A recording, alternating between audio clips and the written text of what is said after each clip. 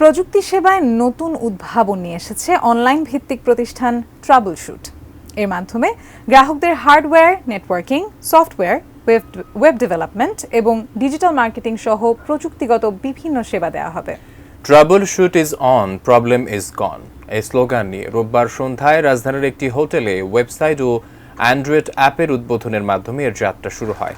অনুষ্ঠানে অংশ নেন ট্রাবলশুট লিমিটেডের চেয়ারম্যান মোহাম্মদ আব্দুল হাকিম।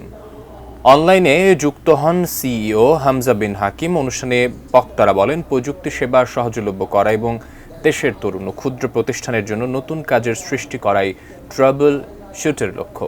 বাসাবাড়ি থেকে শুরু করে অফিস আদালত পর্যন্ত যত প্রযুক্তিগত ডিভাইস আছে সেসব কিছুর সমাধান দেবে অনলাইন ভিত্তিক প্রতিষ্ঠানটি।